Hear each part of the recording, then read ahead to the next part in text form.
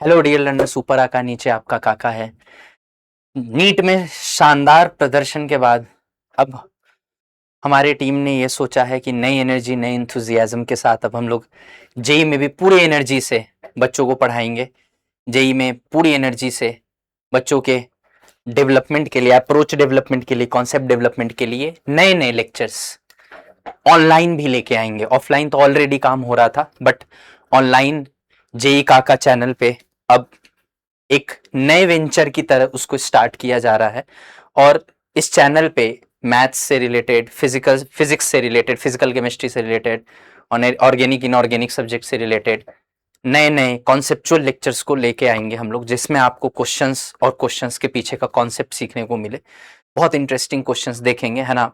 Generally बहुत सारे authors होते हैं, जैसे आई रोडोव एक ऑथर है, एस एस क्रोटोव है, बहुत सारे फॉरेन ऑथर्स हैं, है ना। रेस्निक हेलिडे है, फ्रीडमैन है, जिमैंस्की हैं, ऐसे कर करके बहुत सारे ऑथर्स हैं। पाथफाइंडर के बहुत अच्छे अच्छे सवाल हैं।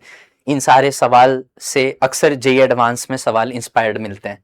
हमारी ये कोशिश होगी कि उन सारे क्वेश्चंस और स्पेशली उन क्वेश्चंस को लिया जाए, डील किया जाए जो जनरली क्लास में डिस्कस नहीं की जाती है, बट कॉन्सेप्चुअल क्वेश्चंस है, इंपॉर्टेंट क्वेश्चंस है, उनके अंदर इंपॉर्टेंट इंसाइट्स छिपे हुए हैं, जिससे इंस्पायर्ड जेई में क्वेश्चन आ सकता है ना। INPHO, IPHO, है ना, international physics olympiad, Indian physics Olympiads के भी क्वेश्चन यहाँ डिस्कस किए जाएंगे, जहां पे हमें कोई इंपॉर्टेंट कॉन्सेप्चुअल डेफिनेशन समझना हो, या इंपॉर्टेंट कॉन्सेप्ट समझना हो, इंपॉर्टेंट कोई रूल समझना हो, प्रिंसिपल समझना हो, तो उन सारी क्वेश्चंस को हम लोग यहाँ डिस्कस किया करेंगे, सो दैट कि हमारे जितने भी बच्चे हैं, जो भी हमें ऑनलाइन देख रहे हैं या ऑफलाइन हमारे यहाँ पढ़ते हों, उन सबका एक अच्छे लेवल पे कॉन्सेप्ट डेवलप हो पाए और एक अच्छा रिजल्ट निकल के आ पाए। ठीक है, तो ये क्वेश्चन एक फेमस बुक आई रोडोव, है ना, आई रोडोव का प्रॉब्लम नंबर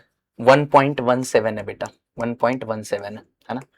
क्वेश्चंस बहुत है रोडोव में, है ना, बट जनरली मैं उन क्वेश्चंस को लेके आऊंगा जिसमें आपको कुछ इंपॉर्टेंट सीखने को मिले, है ना।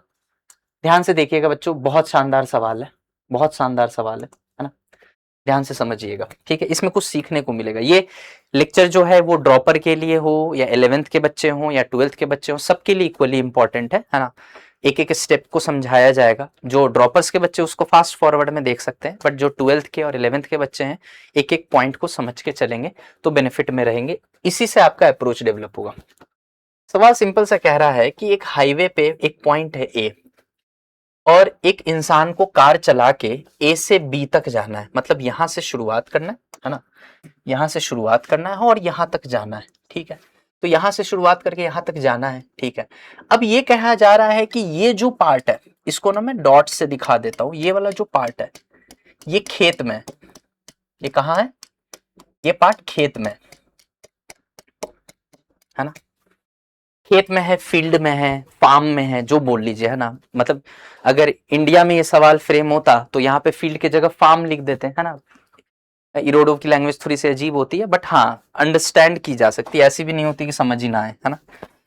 तो अंडरस्टैंडेबल होती है। यहाँ पे ध्यान से देखिए, ये जो है फील्ड है, फार्म है। ऑब्वियस सी बात है, कोई भी गाड़ी हाईवे पे ज्यादा तेज चलेगी और फार्म में स्लो चलेगी।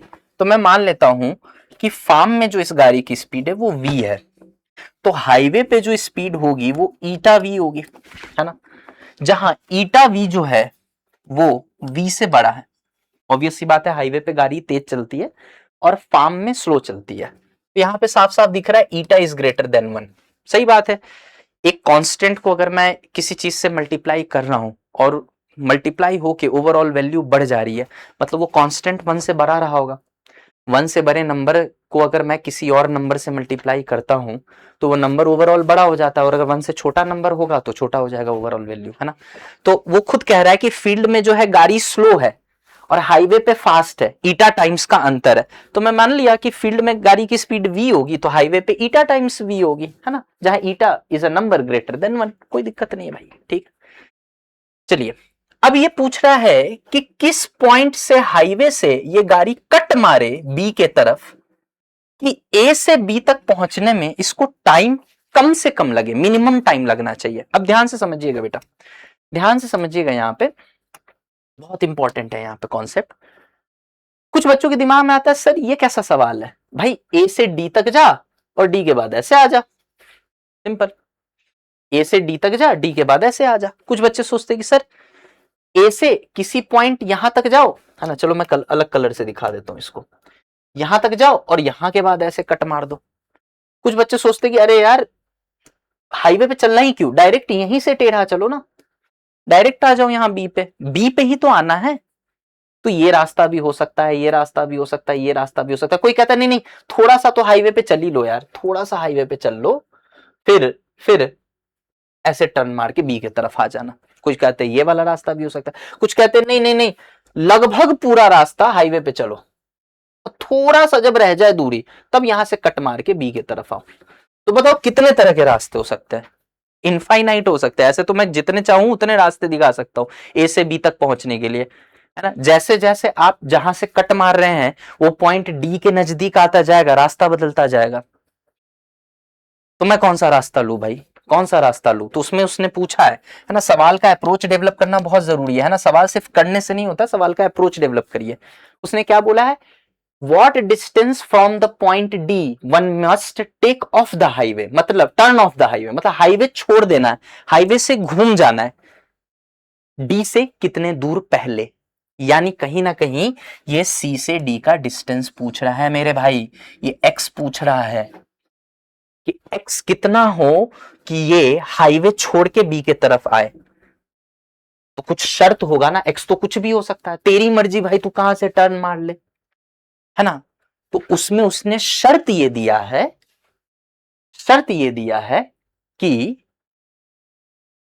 सून एज पॉसिबल, है ना, has to get by car as soon as possible to point B, मतलब बी पे जितना जल्दी हो सके उतना जल्दी पहुंचना है।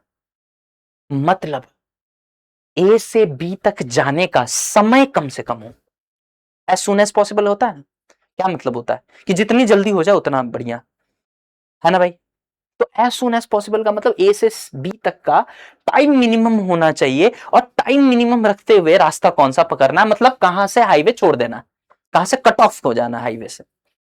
अब रास्ते तो कई हो सकते हैं, मैंने अभी अभी आपको दिखाया, बट हमें निकालना है रास्ता कि कौन सा वाला रास्ता है। तो भाई जहां से ये हाईवे से टर्न मार रहा है बी के तरफ, उस पॉइंट को अगर मैं सी मानूं तो सी का डी से डिस्टेंस ही तो निकालना है, उसको मैंने एक्स मान लिया, दिया तो है नहीं। दिया क्या है, दिया है पॉइंट बी का हाईवे से परपेंडिकुलर डिस्टेंस, पॉइंट बी का हाईवे से परपेंडिकुलर डिस्टेंस इसने दे रखा है ना। अच्छा एक चीज और यहां पे ट्विस्ट है, यहां पे इसने ये भी नहीं बताया है, ध्यान से देखेंगे तो दिखेगा, यहां पे इसने ये भी नहीं बताया है कि गाड़ी आ कहां से रही है, मतलब ए पॉइंट कहां है भाई। हाईवे से एल दूरी पे परपेंडिकुलर डिस्टेंस एल पे पॉइंट बी तो है, लेकिन ये जो डी है जिसके सामने बी है, उस डी से कितना पहले ए था ये नहीं बता रखा, मतलब गाड़ी कहां से आ रही है इसका कोई इंफॉर्मेशन नहीं है। बस ये बोला है कि हाईवे से एल परपेंडिकुलर डिस्टेंस में खेत में एक पॉइंट है, गाड़ी को खेत तक पहुंचनी है, तो आप बताइए कम से कम समय कब लगेगा, मतलब कितना हाईवे पे चलेगा और कितना खेत में चलेगा, सो दैट उससे कम टाइम पॉसिबल ही नहीं हो। भाई अलग अलग रास्ते पे अलग अलग समय लगेगा, अभी मैंने आपको बहुत सारे रास्ते बना के दिखाए थे, उन सारे रास्तों पे अलग अलग समय लगेगा, आपको कौन सा वाला समय बताना है जिसमें समय सबसे कम लगे, वो वाला रास्ता बताना है। और अगर एक बार वो वाला रास्ता पता चल गया तो आप तुरंत ये पॉइंट सी निकाल लीजिएगा कि उस रास्ते के लिए पॉइंट सी कहां होगा, मतलब कहां से हाईवे छोड़ा होगा इसने, यानी उस रास्ते के लिए एक्स बताना है जिस रास्ते में लगने वाला समय कम से कम हो, यही है सवाल। आई होप आपको क्वेश्चन अच्छे से समझ में आ गया होगा। चलिए अब आगे बढ़ते हैं। तो सिंपल सा चीज है यार, ये डिस्टेंस तो बताया नहीं है ए से डी तक का, तो जो बताया नहीं है तो मान लो ना एल नॉट है, बताया तो है नहीं, ठीक है। याद रखिएगा एल नॉट नहीं आना चाहिए आंसर में, क्योंकि एल नॉट हमने माना है, सवाल में नहीं दिया हुआ था। आंसर एल के फॉर्म में आ सकता है क्योंकि एल सवाल में दे रखा था। एल है क्या, वो जो खेत में पॉइंट है उसका हाईवे से परपेंडिकुलर डिस्टेंस, ठीक। अब ध्यान से देखना मेरे बच्चे, सबसे पहले ये गाड़ी ए से सी तक आया, फिर सी से टर्न ऑफ हुआ बी के तरफ, है ना। अब उसका टाइम निकालना है मुझे, तो मैं टाइम निकालने जा रहा हूं। ए से सी का जो लेंथ है वो क्या है, ये टोटल एल नॉट है, ये एक्स माना है मैंने, एक्स ही निकालना है, तो ये डिस्टेंस आ जाएगा ए से सी तक का एल नॉट माइनस एक्स। ये डिस्टेंस आ गया, डिस्टेंस को यहाँ की स्पीड से डिवाइड कर दूंगा मैं, तो ये क्या आ जाएगा, L not minus x distance है, डिस्टेंस को स्पीड से डिवाइड कर दूंगा तो क्या आ जाएगा, ए से सी तक आने का टाइम आ जाएगा। अब ए से सी तक का टाइम तो आ गया, अब सी से बी तक का टाइम निकालो, क्योंकि यहां भी तो चल रहा है, यहां भी तो चल रहा है। अब ये टाइम कैसे निकालेंगे, तो ये डिस्टेंस आना चाहिए, ये डिस्टेंस पता चल जाए तो खेत में स्पीड वी होती है, ये तो हमें पता है, खेत में कहीं भी जा रहा हो, किसी भी डायरेक्शन में जा रहा हो, स्पीड वी होगी, है ना, और ईटा वी से वो कम होगी, ये भी पता है। हाईवे पे ऑब्वियस सी बात है तेज चलेगा और खेत में स्लो चलेगा। तो ये डिस्टेंस कैसे निकाले, तो आपको साफ दिख रहा होगा, ये एक राइट एंगल ट्रायंगल है बेटा, ये एल है, ये एल है, ये एक्स है, तो पाइथागोरस थ्योरम से साफ साफ दिख रहा है, ये हो जाएगा L square plus x square.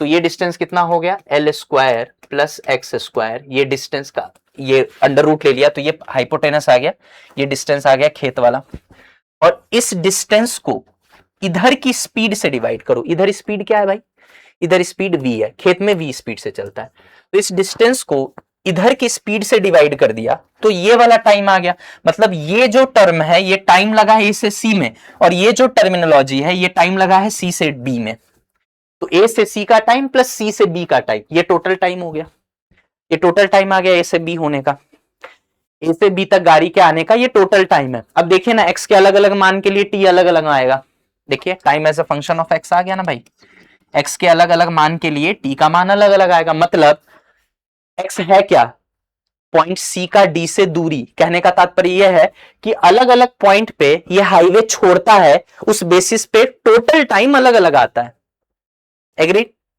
Total time अलग अलग आता है। तो हाँ सर बात तो सही बोला आपने, हमें क्या चाहिए, मिनिमम टाइम चाहिए, तो हमें पता है T as a function of X हो तो मैक्सिमा मिनिमा लगा दो, मतलब D T by D X जहां जीरो होगा, D T by D X जहां जीरो होगा वहां के लिए एक्स के वैल्यूज आएंगे, वो एक्स के वो मान होंगे जहां पे टी मिनिमम हो, जैसे Y as a function of X हो तो D Y by D X जहां जीरो होता है वहां वाई एक्स ग्राफ का स्लोप जीरो होता है, कहने का मतलब है वही टर्निंग पॉइंट है, वही मैक्सिमा या मिनिमा होगा, है ना। इस केस में मिनिमा ही निकल के आएगा क्योंकि मिनिमम टाइम पूछ रहा है ना, डबल डिफरेंशिएशन करके चेक करने का जरूरत नहीं है, मिनिमा ही पूछ रहा है तो वही आएगा। समझ में आ रहा है या नहीं आ रहा है, तो सीधी सी बात है, जैसे y as a function of x है तो dy बाई डी एक्स को जीरो से इक्वेट कर देते हैं, तो वो x का मान दे देता है जहां पे dy बाई डी एक्स यानी स्लोप जीरो रहा हो, यानी y जहां मैक्सिमम या मिनिमम रहा हो। उसी तरीके से t as a function of x है, t को y समझो और x तो x ही है, तो t as a function of x है, तो dt बाई डी एक्स को अगर जीरो से इक्वेट कर दोगे तो ये तुम्हें x के वो मान दे देगा जहां t मिनिमम या मैक्सिमम हो, यहां मिनिमम पूछा है मिनिमम ही देगा, डबल डिफरेंशिएशन करके चाहो तो चेक कर सकते हो, करने की जरूरत नहीं है। तो चलिए करते, ये नहीं कर सकेंगे, ये होमवर्क है आपका, कर सकते हैं लेकिन करेंगे नहीं, क्यों, क्योंकि मेरा ये मानना है, जब मैं मैथमेटिक्स पढ़ा करता था, आप सारे जेई एस्पिरेंट हैं, आशा करता हूं कि आपको भी आपके मैथ्स वाले टीचर ने ये समझाया होगा कि बेटा जहां कैलकुलस में कैलकुलेशन आ जाए वहां पे पॉलिनोमियल्स के ऊपर ट्रिग्नोमेट्री को प्रिफर करते हैं। अब देखिए ना बहुत सारे ऐसे फंक्शंस थे, इनफैक्ट ट्रिग्नोमेट्रिक फंक्शंस के जो क्वेश्चन आते हैं कैलकुलस के साथ मिक्स करके, इनवर्स ट्रिग्नोमेट्रिक फंक्शन के जो क्वेश्चंस या डेरिवेशंस होते हैं कैलकुलस में मिक्स करके इंटीग्रेशन डिफरेंशिएशन के, उसमें हम क्या करते थे, पॉलिनोमियल होता था तो भी हम उसको ट्रिग्नोमेट्री में कन्वर्ट करके फिर करने की कोशिश किया करते थे, क्योंकि ट्रिग्नोमेट्री से आसान हो जाता है मैथ्स, और कोई पर्पस नहीं है, ऐसा नहीं आंसर नहीं आएगा, बिल्कुल आएगा, आप करिएगा होमवर्क में, ये होमवर्क है आपका, आप जेई एस्पिरेंट है, आपको मैथ्स आनी चाहिए इतनी, आप करिएगा इसको, आएगा आंसर। लेकिन मेरा रिकमेंडेशन ये है कि भाई, मेरे मैथ्स वाले टीचर ने मुझे सिखाया था कि भाई जहां भी पॉलिनोमियल दिखे, पॉलिनोमियल ही तो है, एक्स का पावर 2 है, फिर रूट आ रहा है, यहाँ एक्स है ना, पॉलिनोमियल के ही फॉर्म में तो है, तो ट्रिग्नोमेट्री को प्रीफर करना। तो चलिए सर ठीक है, ट्रिग्नोमेट्री के तरीके से सोच लेते हैं, है ना। ये होमवर्क है आपका, D T by D X is equal to zero करिएगा, डिफरेंशिएट करना पड़ेगा, थोड़ा सा कॉम्प्लिकेटेड है बट हो जाएगा, आसान, उतना भी कॉम्प्लिकेटेड नहीं, आसान है, करके x का मान आ जाएगा आपका, x आ गया तो आंसर आ गया, ये तो पूछ रहा है x कि जिसके लिए t मिनिमम हो, ठीक है। मैं इसको थोड़ा अलग अप्रोच से लेता हूं, मैं इसको ट्रिग्नोमेट्री अप्रोच से लूंगा, है ना। ध्यान से देखना बच्चों, मैं इसको ट्रिग्नोमेट्री के अप्रोच से लूंगा, है ना। ध्यान से देखो, घबराइएगा नहीं, आपकी स्लाइड सेफ है यहाँ, है ना। ये आपकी ओरिजिनल स्लाइड है ना। बट मैं इसको दूसरे तरीके से लूंगा, ध्यान से देखिएगा। इसको मिटाओ, थोड़ा सा मैथ्स कम होता है तो अच्छा लगता है ना। फिजिक्स पढ़ रहे हैं तो मैथ्स ही मैथ्स नहीं दिखना चाहिए, है ना। वैसे तो करा ही जा सकता है, रूट एक्स का डिफरेंशिएशन के फॉर्म में 1/2 रूट एक्स, चेन रूल लगाओगे, हिंट दे रहा हूं, है ना। सेकंड वाले टर्म में, फर्स्ट वाला तो आसान है बिल्कुल। अब यहाँ पे देखिए, ये आपको राइट एंगल ट्रायंगल दिख रहा होगा। इस राइट एंगल ट्रायंगल में tan थीटा क्या है, x/l है, क्योंकि मुझे पता है थीटा जिस पे बैठा हुआ वो बेस है, सामने वाला साइड परपेंडिकुलर है, तो tan थीटा होता है परपेंडिकुलर बाई बेस, यानी x/l। तो अगर tan थीटा x/l है, तो आप देख सकते हैं यहां जैसे जैसे c और d के बीच का दूरी कम होगा, यानी x कम होगा, थीटा भी कम होता चला जाएगा, और जैसे जैसे c और d के बीच का दूरी बढ़ेगा, यानी x बढ़ेगा, थीटा भी बड़ा होता चला जाएगा। यानी बेसिकली मैंने अब x को वेरिएबल ना रख के थीटा को वेरिएबल कर दिया, मतलब थीटा के फॉर्म में x को लिख सकते हैं और x के फॉर्म में थीटा को लिख सकते हैं, x और थीटा, एक नया वेरिएबल इंट्रोड्यूस कर दिया, थीटा, ठीक है ना। अब यहां पे आप देख सकते हैं बेटा x is L tan theta, जहां साफ दिख रहा है कि x जो है वो थीटा पे निर्भर कर रहा है। अब हमसे यही तो पूछा जा रहा है कि कब गाड़ी हाईवे को छोड़ के, हाईवे से कट के वो खेत में जा रही है, यानी बेसिकली पॉइंट सी का डी से दूरी पूछ रहा है। तो जो भी पॉइंट सी का डी से दूरी होगा जिसके लिए टाइम मिनिमम हो, यही तो सवाल था कि सी का डी से दूरी क्या हो जिसके लिए समय मिनिमम हो, क्योंकि टर्न तो वो कहीं से भी कर सकता है, हाईवे तो कहीं से भी छोड़ सकता है, लेकिन हमें वहां से छुड़वाना है हाईवे जहां से ओवरऑल टाइम मिनिमम होना चाहिए ए से बी तक पहुंचने का। तो बेसिकली हम अगर वो थीटा निकाल ले जिसके लिए टाइम मिनिमम है, तो थीटा अगर पता है हमें तो एक्स भी तो पता है, क्योंकि एल तो फिक्स है, एल तो दे रखा है भाई, पॉइंट बी की हाईवे से जो परपेंडिकुलर डिस्टेंस हो तो गिवन है क्वेश्चन में। तो अगर मुझे थीटा पता चल जाए तो वहां से मैं एक्स निकाल सकता हूं, सिंपल सी बात है। तो अब मैं टाइम लिखने जा रहा हूं बेटा, टाइम लिखने जा रहा हूं, वही चीज करने जा रहा हूं, फिर से ए से सी तक का टाइम। तो ए से सी तक का टाइम अगर चाहिए तो ए से सी तक का दूरी बाई स्पीड, तो ए से सी तक की दूरी क्या है, L not minus x, L not minus x, L not ये पूरी दूरी है, उसमें से एक्स घटा दिया, ए से सी तक की दूरी आ गया, और इसको फिर ईटा वी से डिवाइड कर दिया, है ना। ये distance, distance by speed time हो गया, प्लस ये तो ए से सी तक का आने का टाइम था, सी से बी तक आने का भी तो टाइम निकालना है। अब सी से बी तक का टाइम कैसे निकालें, तो सबसे पहले सी से बी तक की दूरी निकालो। पाइथागोरस थ्योरम लगाना नहीं चाह रहा हूं मैं, तो मैं क्या सोच रहा हूं, मैंने क्या दिमाग लगाया, मैंने सी से बी तक के दूरी को h मान लिया, हाइपोटेनस दिख रहा है ना इसलिए h माना है ना, हाइपोटेनस है। अब मुझे पता है कि अगर L बेस है इस राइट एंगल ट्रायंगल में और H हाइपोटेनस है, तो L बाई H क्या हो जाएगा, बेस अपॉन हाइपोटेनस क्या हो जाएगा, कॉस थीटा हो जाएगा मेरे भाई, है ना। तो यहां से H क्या आ जाएगा, H आ जाएगा L बाई कॉस थीटा, यानी ये आ जाएगा L सेक थीटा, है ना। तो ये डिस्टेंस आ गया है L sec theta, L sec theta divided by ये स्पीड, यहां स्पीड क्या है, खेत में स्पीड क्या है v, तो डिस्टेंस बाई स्पीड कर देंगे, तो ये वाला C से B वाला टाइम आ गया। अब A से C का टाइम पता है, C से B का टाइम पता है, दोनों टाइम को जोड़ दिया तो यहां से यहां तक का टोटल टाइम आ गया, है ना, है ना। लेकिन x यहां पे x नहीं लिखना चाहिए था मुझे, यहां x की जगह लिखना चाहिए था L tan theta, L tan theta, है ना। अब देख सेम ही जो चीज हुई यार, क्या अंतर आ गया, मेरे को अंतर समझ में नहीं आ रहा, बस वहां L नॉट माइनस एक्स था, यहां L not minus L tan theta, आपने एक नया वेरिएबल इंट्रोड्यूस कर दिया थीटा, और x को थीटा के टर्म्स में लिख दिया L tan थीटा, है ना। इनफैक्ट मैं तो कह रहा हूं अगर तुम इस इक्वेशन में x की जगह L tan थीटा लिखोगे ना, तो ये आ जाएगा L square tan square theta, L square बाहर आ जाएगा, 1 प्लस सेक स्क्वायर थीटा, है ना, 1 plus tan square theta sec square theta under root L sec theta, यही तो आ गया। सब कुछ सेम है बेटा, बस एंगल्स के टर्म में बोल दिया। तो फायदा क्या हुआ मास्टर, फायदा ये हुआ कि मैथ्स थोड़ा आसान हो जाता। अब देख मैं यहां पे वेरिएबल थीटा है, थीटा अलग अलग हो सकता है, थीटा के अनुसार एक्स अपने आप अलग अलग होगा। तो D T by D theta कर रहा हूं मैं, मतलब इसको मैं थीटा के रेस्पेक्ट में डिफरेंशिएट कर रहा हूं। अब देखना यार, L nought by eta V है, एल नॉट एक फिक्स नंबर है, क्या है नहीं पता लेकिन फिक्स ही होगा ना भाई, कहीं से तो चल के आ रहा होगा गाड़ी, वो तो एक फिक्स डिस्टेंस होगा एक पर्टिकुलर सिचुएशन में। तो L nought by eta we constant है, उसका थीटा के रेस्पेक्ट में डिफरेंशिएशन क्या होगा, 0 हो जाएगा, minus L by eta we constant बाहर आ जाएगा, और tan थीटा का डिफरेंशिएशन क्या हो जाता है, सेक स्क्वायर थीटा। आप लोग जेई एस्पिरेंट है, इतना डिफरेंशिएशन आपको आना चाहिए, और यहां माइनस सामने रहेगा, प्लस एल सेक थीटा है, एल बाई वी बाहर ले लीजिए कांस्टेंट है, सेक थीटा का डिफरेंशिएशन होता है sec theta into tan theta, है ना, थोड़ा सा मैथ्स इजी हो जाता है, वो मेरा मानना है ऐसा, है ना। अब D T by D theta को 0 करिए, उसमें चेन वेन रूल लगाना पड़ता है, ये बड़ा सिंपल सा हो गया, सीधा साधा।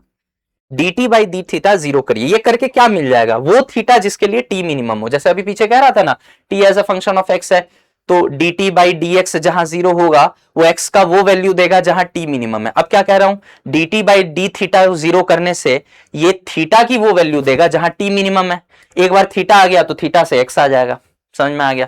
तो कुछ नहीं करना है, D T by D theta को 0 से इक्वेट करना है, तो 0 से जैसे ही इसको इक्वेट करोगे ना बेटा, आपको अगले स्टेप में सीधा आंसर दिख रहा होगा, ये नेगेटिव वाला पार्ट उधर जाके पॉजिटिव हो जाएगा, तो मैं तो सीधा लिखूंगा L by eta V is equal to L by V sec theta, अच्छा यहाँ एक सेक स्क्वायर छूट गया, sec square theta is equal to L by V sec theta into tan theta, एक सेक से एक सेक कट जाएगा, L by V से एल बाई वी गया। अब यहां साफ साफ दिख रहा है 1 बाई ईटा जो है वो आ रहा है, यहां तो टैन थीटा है और ये सेक थीटा इधर चला जाए, एक सेक थीटा तो रह रहा था, तो tan theta divided by sec theta. अब देखो ये टैन को साइन बाई कॉस कहता है और सेक 1 बाई कॉस होता है, कॉस ऊपर आ गया, तो यहां से साइन बाई कॉस और 1 बाई कॉस जो है ऊपर आके यहाँ कॉस थीटा, ये कॉस थीटा कट गया, तो ये क्या आ गया, साइन थीटा आ गया 1 बाई ईटा। और अगर साइन थीटा का मान आ गया 1 बाई ईटा, ध्यान से समझिएगा, अगर साइन थीटा का मान आ गया 1 बाई ईटा, तो एक्स क्या था, एक्स था एल टैन थीटा यार, लेकिन हमें तो साइन थीटा का मान पता है, टैन थीटा तो पता नहीं, कोई बात नहीं कैलकुलेट कर लेंगे, सिंपल मैथ है ये तो। साइन थीटा अगर 1 बाई ईटा है, यानी ये परपेंडिकुलर है और ये हाइपोटेनस है, बेस क्या होगा, हाइपोटेनस स्क्वायर में से परपेंडिकुलर स्क्वायर माइनस करके रूट ले लो तो बेस आ जाता है। तो यहाँ पे मुझे टैन थीटा दिख रहा है, परपेंडिकुलर तो 1 ही रहेगा, लेकिन बेस जो होगा वो हो जाएगा ईटा स्क्वायर माइनस 1 स्क्वायर, 1 स्क्वायर 1 ही रह जाता, उसके बाद इसका रूट ले लिया, तो टैन थीटा आ गया 1 बाई ईटा स्क्वायर। ये तो बड़ा सिंपल है यार, 9th-10th में पढ़ाते हैं मैथमेटिक्स, तो साइन थीटा पता है तो टैन थीटा कैसे निकलेगा, है ना। अब टैन थीटा आ गया यहाँ, तो एल इंटू वो वाला पार्ट कर दो, तो क्या आ जाएगा, L into eta square minus 1, ये आ गया आपका एक्स, यानी सी का डी से वो दूरी जिसके लिए समय मिनिमम हो वो ये होगा, क्योंकि D T by D theta 0 करने से थीटा का वो वैल्यू आए जिसके लिए टी मिनिमम हो, और अगर थीटा का मान, समझिएगा ध्यान से बच्चों, अगर थीटा का वो मान आ गया जिसके लिए टी मिनिमम हो, यानी थीटा से मुझे X is equal to L tan theta से एक्स का भी वो मान निकल के आ जाएगा जिसके लिए टी मिनिमम हो, है ना। थीटा का मान अगर वो आ गया जिसके लिए टी मिनिमम हो, तो एक्स का भी वो मान आ गया जिसके लिए टी मिनिमम हो। मैथ्स थोड़ा सा आसान है, आप खुद डिफरेंशिएट करके देखिएगा ना, तो वहां चेन वेन रूल लगाना पड़ेगा, आंसर फाइनल यही आएगा, लेकिन थोड़ा यहाँ इजी है, डायरेक्ट फॉर्मूला लगाओ डिफरेंशिएशन का आंसर, है ना। ये मैथ्स वाले सर भी बताए होंगे आपके 100%, है ना। अब आते हैं सर, ऑब्वियस ही बात है, आपने इतना मेहनत कुछ तो स्पेशल बताने के लिए कराया ही होगा, है ना, ऐसे तो कराने के लिए आपने नहीं किया होगा इतना मेहनत, कराएंगे कराएंगे। मैंने पहले ही बोल दिया कि अब मैं ऐसे ही सवाल लेके आया करूंगा ऑनलाइन में, है ना, जिसमें आपको कुछ डीप इनसाइट्स मिले। देखो बेटा, 1000 सवाल कर लिया आपने लेकिन उससे कुछ सीखने को नहीं मिला, उससे अच्छा एक सवाल करो जिसको डिफरेंट अप्रोच से सोचने से आपका दिमाग खुलता है, वो 1000 सवाल के बराबर होता है। अब यहां पे जो मैं सोचवाने जा रहा हूं आप लोगों को, वो बहुत जरूरी है, ध्यान से सुनिएगा, मैं ये रब कर दे रहा हूं। पहले यहां पे एक इंपॉर्टेंट बात बोलने जा रहा हूं, उसको ध्यान से सुनना, है ना। आगे चल के आप लोग रे ऑप्टिक्स में एक चीज पढ़ोगे जिसको कहते हैं फर्मेट प्रिंसिपल। क्या पढ़ोगे? Fermat's principle. क्या कहता है फर्मेट्स प्रिंसिपल? बहुत इंपॉर्टेंट पॉइंट है, ध्यान से सुनिएगा। फर्मेट्स प्रिंसिपल कहता है, अब आपको लग रहा होगा एक मिनट के लिए कि कहां सर काइनेमेटिक्स आपने रे ऑप्टिक्स की बात घुसा दी। ध्यान से सुनते जा, अच्छी चीज सीख के जाएगा आज घर। फर्मेट्स प्रिंसिपल ये कहता है कि किसी भी दो पॉइंट के बीच में अगर लाइट ट्रेवल कर रहा है तो लाइट हमेशा ऐसा पाथ चुनता है जिसमें उसको समय कम से कम लगे। सुनते जाओ, जो 11th के बच्चे हैं वो सीखो, जो 12th और ड्रॉपर के बच्चे हैं जिनने रे ऑप्टिक्स पर रखी है वो रिलेट करो। मुझे पता है 11th वाले बच्चों के लिए ये थोड़ा सा बियॉन्ड द स्कोप चला जाएगा, लेकिन मैं समझा दूंगा, बस सुनते जाना पेशेंस से। थोड़ा बहुत स्नेल्स लॉ आपने पढ़ा होगा, मैं श्योर हूं, क्लास 10th में लाइट चैप्टर में आपने स्नेल्स लॉ थोड़ा बहुत पढ़ा होगा, बस सुनते जाओ, अभी बहुत मजा आएगा। 12th और ड्रॉपर वाले को तो सब कुछ समझ में आ जाएगा, 11th वालों को भी काम की बात मैं समझा दूंगा, जो काम की बात है, इनफैक्ट पूरा ही आ जाएगा अगर ध्यान से सुनोगे तो। फर्मेट्स प्रिंसिपल क्या कहती है कि किसी भी दो पॉइंट के बीच में लाइट वो पाथ को चुनता है जिसमें उसको कम से कम टाइम लगे। ठीक है, सीधी बात है, यहां पे लाइट को कम टाइम लग रहा है, मेरे सवाल में गाड़ी को कम टाइम लग रहा है। वहां लाइट चल रही है, यहां गाड़ी चल रही है, क्या फर्क पड़ता है? लाइट को पता है वो लाइट है, या गाड़ी को पता है वो गाड़ी है, दोनों नॉन लिविंग थिंग है। फिजिक्स का प्रिंसिपल, लॉजिक, थ्योरी थोड़ी बदल जाएगा। प्रिंसिपल बदल जाएगा क्या? नहीं सर, प्रिंसिपल तो नहीं बदलेगा। तो बस वही चीज है। अब फर्मेट्स प्रिंसिपल से डेराइव होता है, derive rather I should say कि डेराइव कहना थोड़ा अजीब होगा, ऐसा लग रहा है जैसे फर्मेट प्रिंसिपल से स्नेल्स लॉ निकला है, जबकि स्नेल्स लॉ इंडिपेंडेंट है। हाँ, फर्मेट्स प्रिंसिपल से भी स्नेल्स लॉ को डेराइव किया जा सकता है, मुझे ये बोलना चाहिए, ये ज्यादा बेहतर होगा, है ना। ये नहीं कि फर्मेट प्रिंसिपल से ही स्नेल्स लॉ बना है, ये नहीं बोलना चाहिए, है ना। कई बार ऐसा होता है कि जब दो थ्योरी एक ही चीज के बारे में बात कर रही होती हैं तो हो सकता है दुनिया के दो डिफरेंट कोनों में दो डिफरेंट साइंटिस्ट ने उस लॉ को दिया अलग अलग तरीके से, और चूंकि वो दोनों एक ही चीज के बारे में बात कर रही हैं तो वो रिलेट हो गई, तो यहां से डेराइव किया जा सकता है स्नेल्स लॉ को। अब स्नेल्स लॉ क्या कहती है? फिर वही बात, स्नेल्स लॉ क्या कहती है? स्नेल्स लॉ कहती है कि अगर ये मीडियम 1 है और ये मीडियम 2 है, मीडियम मतलब माध्यम, मतलब जहां लाइट चल रही है, हो सकता है यहां पानी हो, नीचे ग्लास हो, ऊपर हवा हो, नीचे पानी हो, ऊपर पानी हो, नीचे केरोसिन हो, कुछ भी हो सकता है, अलग अलग मीडियम है। और अगर इसमें लाइट चल रही है ना, लाइट अगर इसमें चल रही है तो ऑब्वियस सी बात है इसको नॉर्मल कहेंगे। ये मीडियम के ऊपर जो 90 डिग्री पे मैंने इमेजिनरी लाइन बनाया डॉटेड, इसको नॉर्मल कहेंगे।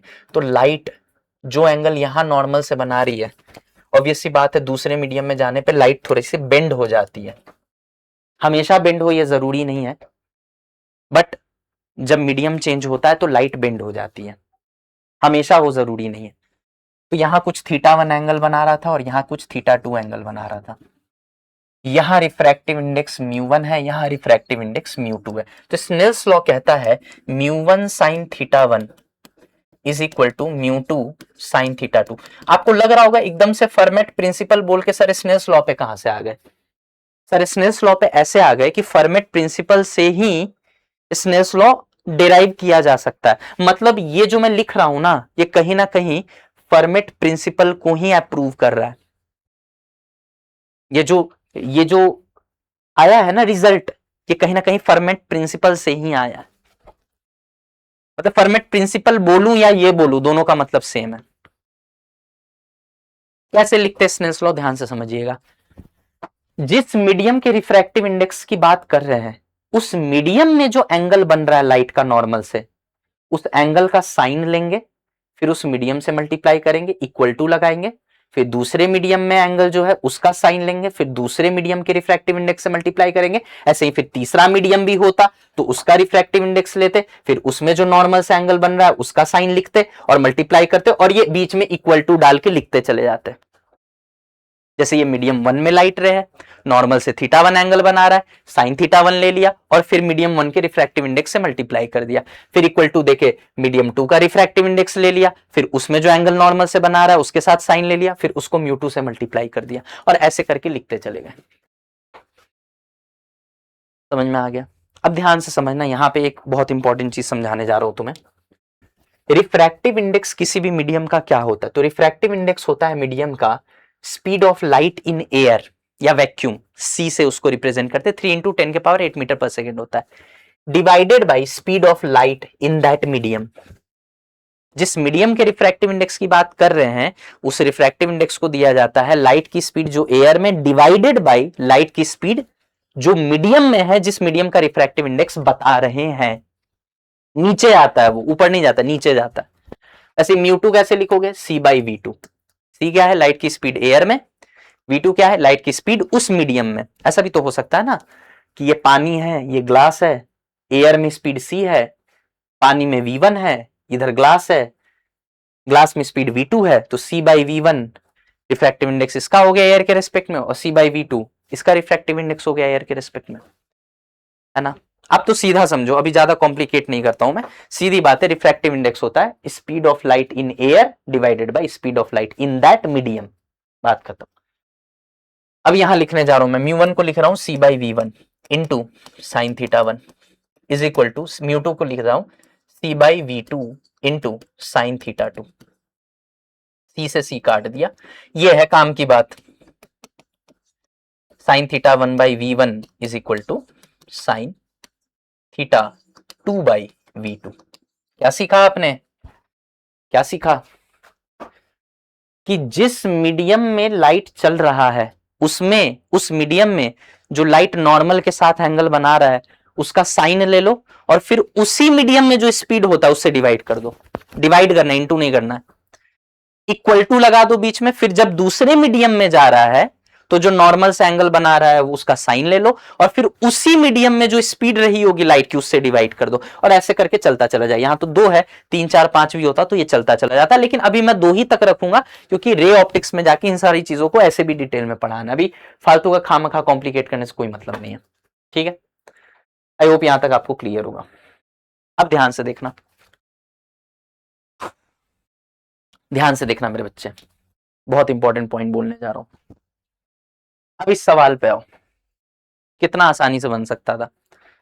भाई एक बात बता, वहां क्या चल रहा है? लाइट। यहां क्या चल रहा है? गाड़ी।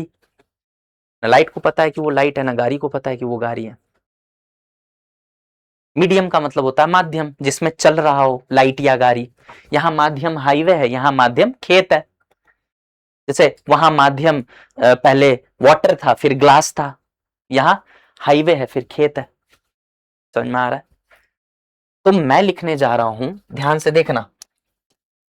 गाड़ी का रास्ता बता, देख ध्यान से। गाड़ी का रास्ता ऐसे है, यूं गाड़ी आया, फिर गाड़ी यूं गया, है ना, फिर गाड़ी सी से भी यूं गया, है ना। मुझे यही तो बताना है, मुझे यही तो बताना है कि जहां टर्न मारा है, जहां से उसने हाईवे छोड़ा है, उसका डी पॉइंट से डिस्टेंस क्या, यानी एक्स बताना। तो मैंने ये बोला कि भैया ये एंगल थीटा था, थीटा नहीं पता है, जैसे थीटा नहीं पता वैसे ही एक्स नहीं पता। थीटा पता चल जाएगा, एक्स पता चल जाएगा।